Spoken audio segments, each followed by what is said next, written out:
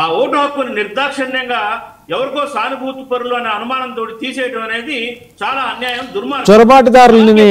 చొరబాటుదారులని అనుమతించి వారిని గౌరవించి సెలవు కప్పి వారికి ఓటు హక్కు కల్పించే ఒక ఆలోచనని మీరు సమర్థిస్తారా? ఖచ్చితంగా సమర్థించండి.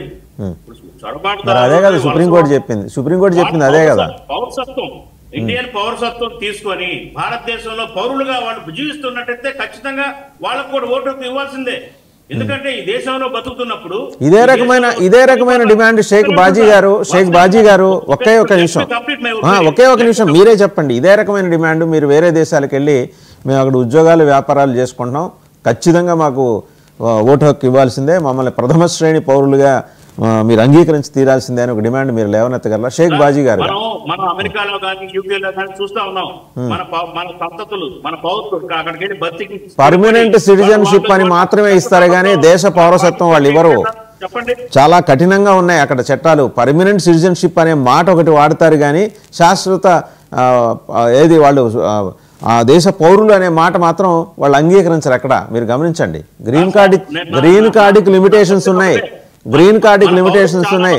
మనం బంగ్లా వైపు లాకులు ఎత్తేసి రండి, మీకు వచ్చిన వాళ్ళకి వచ్చినట్టు మేము ఓటు హక్కు ఇచ్చేస్తాం, మీకు రేషన్ కార్డు ఇస్తాం, పాన్ కార్డు ఇస్తాం, వెల్ఫేర్ స్కీమ్స్ కింద మీకు ఉన్న అన్ని అనుభవించండి అని ఆయనేమంటారా? నేనేమంటానంటే పర్మనెంట్ పౌరసత్వం ఇక్కడ జీవించే వాళ్ళు, ఎన్నో తరాల నుంచి జీవించే వాళ్ళకి కల్పించడంలో తప్పులేదంటున్నాను.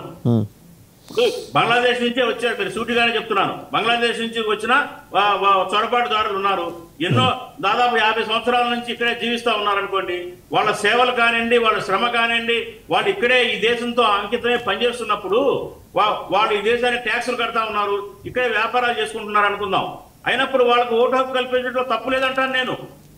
అంతేగాని చొరబాటుదారులు దొంగతనంగా ఇప్పుడు వచ్చిన వాళ్ళకి ఓట్లు జాయిన్ చేయమని నేను దానికి యాక్సెప్ట్ చేయటంలా, నేను దాన్ని చెప్పటంలా. నేనేమంటానంటే ఎప్పుడో తరాల నుంచి ఉంటున్న వేరే దేశస్తులని చెప్పేసి వాళ్ళని తీసేయడం అనేది కరెక్ట్ అంటున్నాను. ఎందుకంటే వాళ్ళు ఈ దేశంతో ముడిపడి మనమైపోయి జీవిస్తున్నప్పుడు వాళ్ళు పరాయి దేశం వాళ్ళు ఎలా అవుతారు?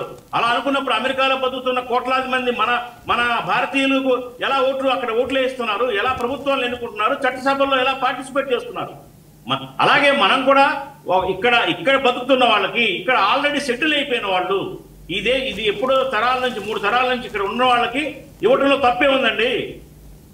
వాళ్ళ శ్రమని ఈ దేశానికి అర్పిస్తున్నప్పుడు, వాళ్ళు ఇక్కడే సంపాదిస్తున్నారు, ఇక్కడే పన్నులు కడుతున్నప్పుడు ఈ దేశ ప్రభుత్వాలను ఎన్నుకోవటంలో వాళ్ళ భాగస్వామ్యం ఉంటే తప్పేంటి? కాబట్టి నేను దాన్ని సమర్థిస్తాను.